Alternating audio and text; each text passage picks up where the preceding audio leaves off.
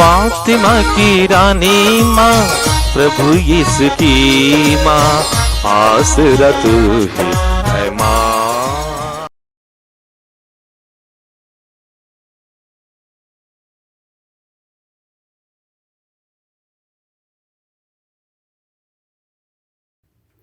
पहला पाठ संत योहन का पहला पत्र, अध्याय 2, पद संख्याएं 12 से 17 तक। बच्चों, मैं तुम्हें इसलिए लिख रहा हूँ कि उनके नाम के कारण तुम्हारे पाप क्षमा किए गए हैं। पिताओं, मैं तुम्हें इसलिए लिख रहा हूँ कि तुम उसे जानते हो जो आदि काल से विद्यमान है। युवकों, मैं तुम्हें इसलिए लिख रहा हूँ कि तुमने दुष्ट पर विजय पाई है। बच्चों, मैं तुम्हें इसलिए लिख रहा हूँ कि तुम पिता को जानते हो। पिताओं, मैं तुम्हें इसलिए लिख रहा हूँ कि तुम उसे जानते हो जो आदि काल से विद्यमान है। युवकों, मैं तुम्हें इसलिए लिख रहा हूँ कि तुम शक्तिशाली हो। ईश्वर का वचन तुम में बना रहता है और तुमने दुष्ट पर विजय पाई है। तुम ना तो संसार को प्यार करो और न संसार की वस्तुओं को। जो संसार को प्यार करता है उसमें पिता का प्रेम नहीं। संसार में जो शरीर की वासना, आंखों का लोभ और धन संपत्ति का आडंबर है, यह सब पिता से नहीं बल्कि संसार से आता है।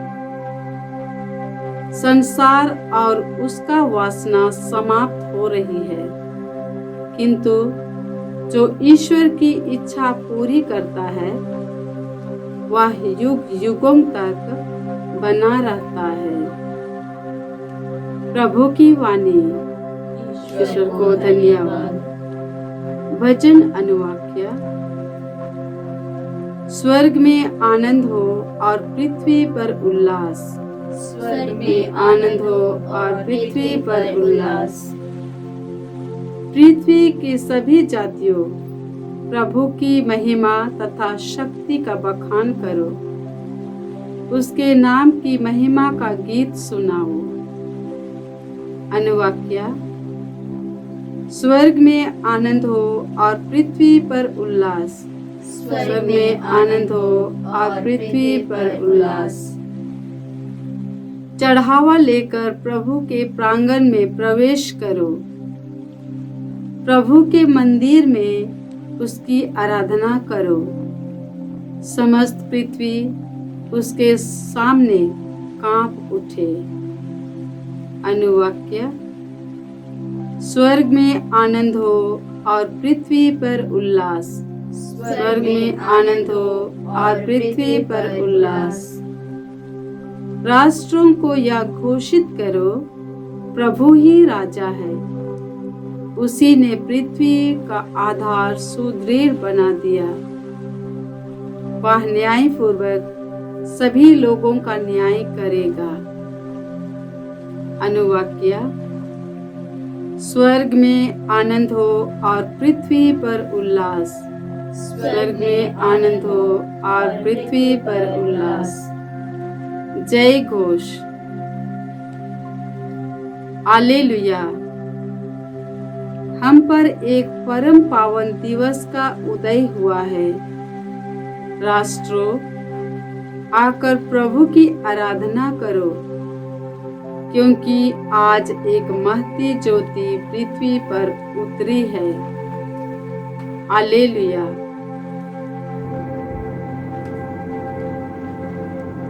प्रभु आप लोगों के साथ हो और आपकी आत्मा के साथ। संत लूकस के अनुसार प्रभु यीशु ख्रिस्त का पवित्र सुसमाचार। हे प्रभु तेरी महिमा हो।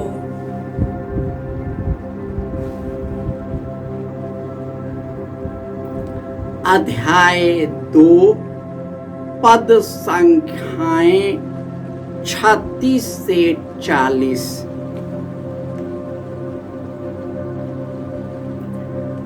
अन्ना नामक एक नबिया थी जो असेर वंशी फनुएल की बेटी थी।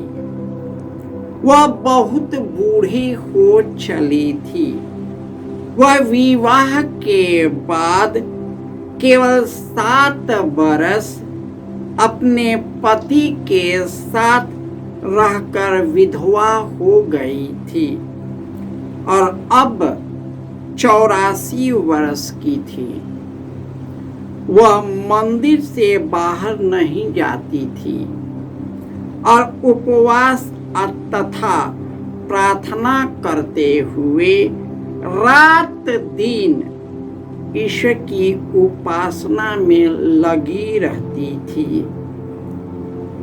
वह उसी घड़ी आकर प्रभु की स्तुति करने लगी और जो लोग यरूशलेम की मुक्ति की प्रतीक्षा में थे वह उन सबों को उस बालक के विषय में बताया करती थी। प्रभु की संहिता के अनुसार सब कुछ पूरा कर लेने के बाद वे गलीलिया अपनी नगरी नाजरत लौट गए। वह बालक बढ़ता गया, उसमें बल तथा बुद्धि का विकास होता गया और उस पर ईश्वर का अनुग्रह बना रहा। यह प्रभु का सुसमाचार है। हे ख्रिस्त तेरी स्तुति हो। ख्रिस्त में प्यारे भाइयों और बहनों, यूहन्ना के पहले पत्र में हमें बताया गया है कि प्रभु यीशु आदि काल से विद्यमान है। वे शक्तिशाली ईश्वर के वचन के अनुरूप मनुष्य बना। वह पाप पर विजय प्राप्त किया। इसलिए तुम न संसार को प्यार करो और न संसार के वस्तुओं को। जो संसार को प्यार करता है उसमें पिता का प्रेम नहीं, क्योंकि संसार में शरीर की वासना, आँखों का लोभ और धन संपत्ति का घमंड है, जो ईश्वर से नहीं आता। संसार और उसकी वासना समाप्त हो जाएगी, परंतु जो ईश्वर में बना रहता है वह सदा सर्वदा युग युगों तक बना रहेगा। प्रभु यीशु ईश्वर के द्वारा इस धरातल पर मां मरियम के द्वारा जन्म लिया। उनके जन्म में ही मृत्यु दी गई थी। जैसे ही वह जन्म लिया, हेरोद उसे मरवा डालना चाहता था, क्योंकि हेरोद तो केवल शरीर का वासना और इस संसार का लोभ और धन संपत्ति के घमंड में उसने निर्दोष बच्चों को भी नहीं छोड़ा। आज के लोग जो शासक है या जो गुरु है, बुजुर्ग है, बड़े लोग हैं, यदि वे ईश्वर के मार्ग से भटक गए तो वह हमारा मार्गदर्शक नहीं बन सकता, चाहे वह हमसे बड़ा क्यों ना हो। उम्र में बड़ा होने से कोई व्यक्ति ज्ञानी और विद्वता नहीं होता। सभी पुस्तकों को ज्ञान प्राप्त करने से कोई सब मनुष्य प्रेमी नहीं हो सकता। ईश्वर हमें अपनी कृपा दृष्टि से, दिव्य शक्ति से भरता है, दिव्य ज्ञान से भरता है, जो इस ज्ञान की तुलना उस ज्ञान के आगे शून्य मात्र है। हम शून्यता में बढ़ते हैं, शून्यता में जाते हैं और शून्यता में ही अंत होते हैं। आज के सुसमाचार में अन्ना नामक एक नबिया थी। वह जब 7 वर्ष की थी तो विधवा हो गई। आप जानते हैं कि हमारे समाज में आज भी विधवाओं के जैसे कैसे सलूक किया जाता है। हमारे देश में वही विधवा जो हमारे देश में होती है, उसे डाइन करके, नंगा कर करके उसके मार डाला जाता है, उसे खत्म किया जाता है। लेकिन आज तक हमारे देश में जितने भी विधवाएं मारी गई, मर गई, उस पर कोई भी कार्रवाई नहीं हुआ। आप जानते हैं कि विधवा जो 84 वर्ष की थी, उसके जीवन में मनुष्य नहीं, फिर दूसरा पति नहीं, ईश्वर उसका सब कुछ बना।